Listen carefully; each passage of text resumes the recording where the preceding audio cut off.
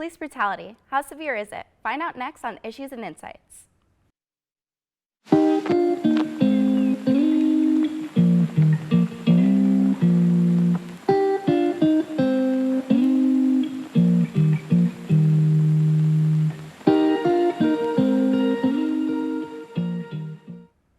This is Issues and Insights. I'm your host, Alyssa Manso, and today I'm joined here with Alyssa Manso and Dean Papalia.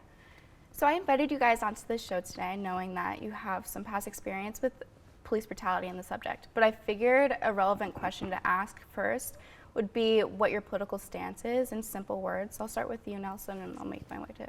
I'm a registered Republican. Okay. Dean? I'm also a registered Republican, but I believe that there's certain views that I follow with Democrat as well. Yeah, and what are the views really Mainly like social issues. Okay, awesome. And what is your views surrounding like police and stuff as a registered Republican? I feel that police are a necessary part of our society, and I feel that there are some police officers who abuse their authority, but for the most part, they're good people. Right. And around like what time did you guys realize that police could be corrupt? So I'll start again with you. Oh, in my early 20s. It's kind of when I first started seeing that there was some bad police officers on the force. Right.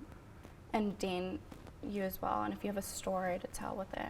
I'd say the earliest, maybe I was like 8 or 9. My brother, we lived in like a low-income community, and he was in the street and he like made, like he was playing with his friends and made like a gun gesture with his hand, and a cop happened to drive by like a few seconds after, and he called like 3 more patrol cars, and they actually detained him for it and had to search him for that.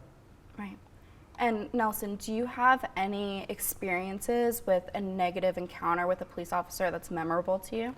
Oh, I do. Growing up, I grew up in an apartment complex, which was a little bit lower income, and they used to come through our complex and kind of harass us all the time for hanging out and being in areas we weren't supposed to be. So I remember one time in particular that a friend of mine was getting a ticket.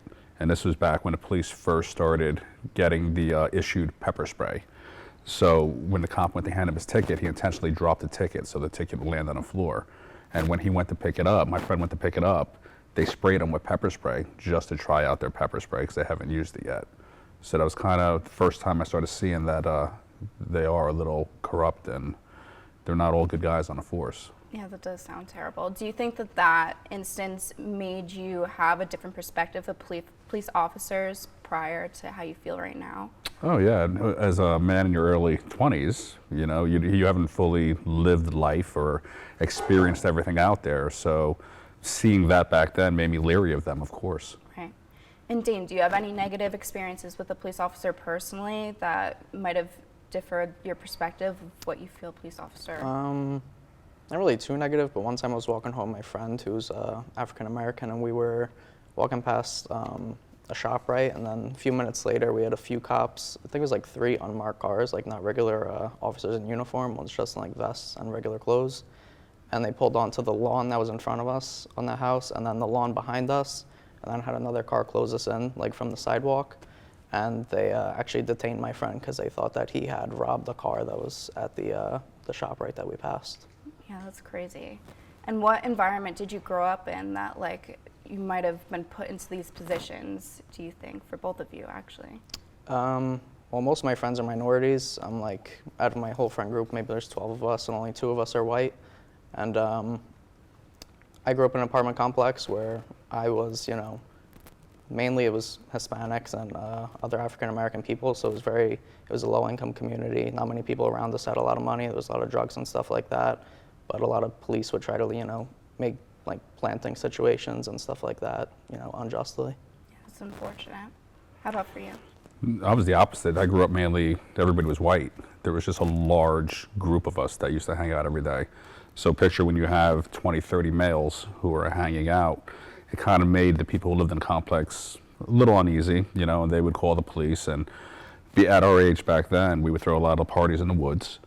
So basically, the cops would just come basically to clean us up out of the woods when we weren't really bothering anybody, but it was just more of the presence of us made people uncomfortable versus things we were doing. Right. And do you think that the police may have treated you differently due to your social class? Oh, 100%, yes. you got to keep in mind, we didn't have a lot of money growing up. So when we would get these, there was violations handed out almost every day. And the difference was between us and somebody who lived in a better neighborhood was we couldn't afford attorneys. So we would go to court and you'd basically have to plead guilty. So I could tell you one time where I just got off of work and I was going to the back and everybody was going to go in the woods and drink. I saw the police were already there. So when I was walking back, I was like, you know what, I'm going home. And when I went to go back home, one of the police officers called me over. And he's like, what are you doing? And I'm like, just got off work, I'm going home. He's like, no, you were drinking. And I was like, absolutely not, I just got off of work. So he ended up where he gave me a drink and a public ticket. He went to the dumpster and he picked up an empty 6-pack container. He filled it with all the bottles. There was Heineken, Michelob, Budweiser, different bottles in there. And he said that I was drinking those. So I'm like, you know what, there's no way you're gonna convict me of this. Lo and behold, I go to court.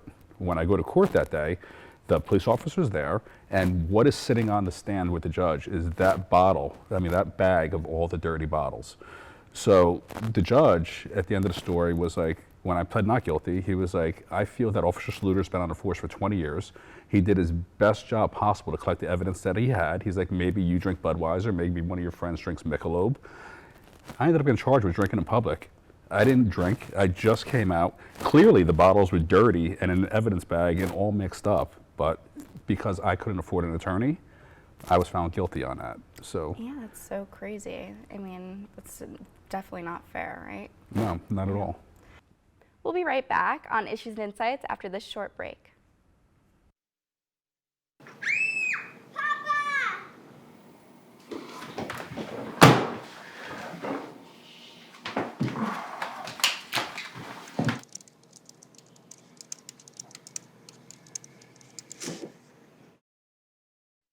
Welcome back to Issues and Insights. I'm your host, Alyssa Manso, and I'm still here joined with Nelson Manso and Dean Papalia.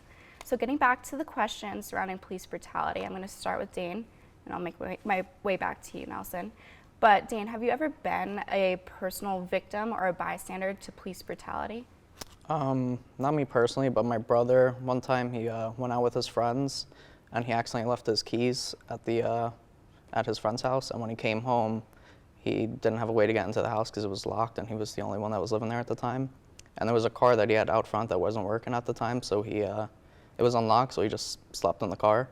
And in the middle of the night, I think it was like 4:30 or 5, police drove up his driveway because I don't know why they drove up the driveway just to check, but they went into the driveway, they went up to his door and opened the door, and my brother woke up and had an instinct, just slammed the door.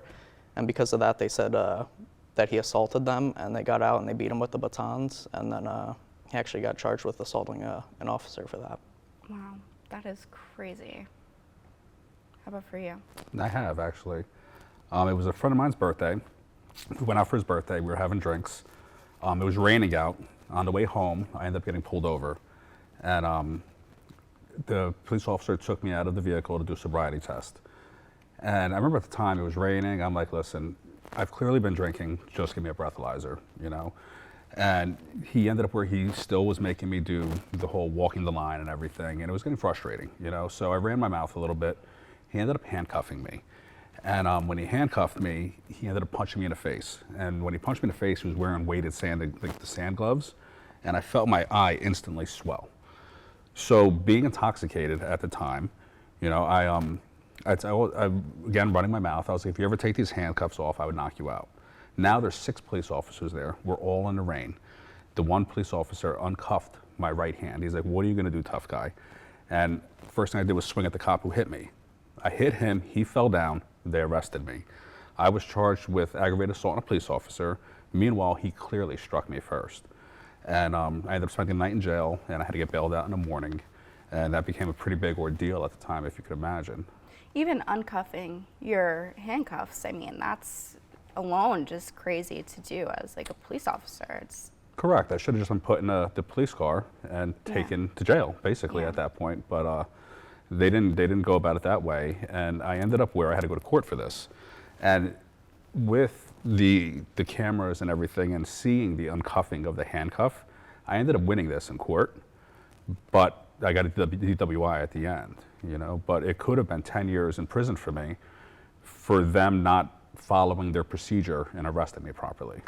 As somebody who's been to court for instances like this, how do you feel about the judicial system and like everything surrounding like legal handlings? Well, what I can say is if you can't afford an attorney, stay out of trouble. Because basically you're appointed a public defender. Now, there was a time when I had to use a public defender.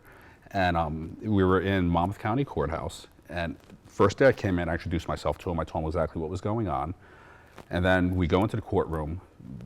About 4 hours in, he hands me a piece of paper. He's like, sign this. He's like, you have to come back again in 2 weeks. I'm like, okay. Come back in 2 weeks. I go back to this public defender who clearly knows my whole situation. I sit down in front of him. He's like, okay, what is your name? I look at him. I'm like, Nelson Manso. And he's like, what are you here for?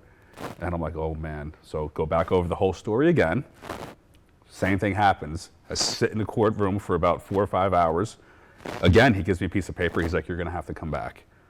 Third time coming back, clearly he has to remember me now. Sit down in front of him. What is your name? Nelson Manso. What are you here for? So moral of the story is, if you can afford an attorney, and well, the one thing is I was looking to pay for an attorney at the time, but all the attorneys for this were $15,000 to $18,000. Now, mind you, it wasn't a couple thousand, it was $15,000 to $18,000. I was forced to use a public defender who never remembered me any time that I came back in front of him. I ended up having to take it was called a conditional discharge or something at the time, where basically as long as I stayed out of trouble for 6 months, my record was expunged. But if I had a regular attorney, this is something that I would never been convicted of. And it was because I was poor and I couldn't afford one that I was put in with a public defender who, they don't spend a second on your case at home. That's it. They just work on it while they're there, and they have 200 other cases. So that's my experience. Having these negative experiences, though, with these police officers and even just the legal situations that you have to go through afterwards, do you think that it has changed the way that you interact with police officers when you're in a situation where you need to call them? I'll start with Dane and I'll make my way back to you. Yeah, I'd say that, and also just the things that we see on social media every day with, poor situations being handled and just poor training being exhibited in front of everybody, millions of people. Definitely makes me more cautious if I were to get pulled over, or even speaking with an officer on all my movements, the way I talk, my surroundings, things like that. Honestly, I've found that as long as you're respectful, as you get older, you start realizing that you don't lead with your mouth, right? So if you respect a police officer, you don't question them when they pull you over. You give them your license, registration. For the most part, I haven't had a ticket in, 25 years almost now. I haven't had any issues with the police. I've been pulled over multiple times, and every single time I've gotten a warning. So I think if you're respectful to them, for the most part, they're going to respect you. And it's just that you have to be a little older and more mature, and you learn this. Right. Yeah, definitely. I think that just having the respect is really what you needed even when you were younger, too, and that's just what was lacking. But unfortunately, this great conversation does have to end. It was a pleasure having you both on the show. I really appreciate you guys coming on. But I was your host, Alyssa Manso, and this was Issues and Insights.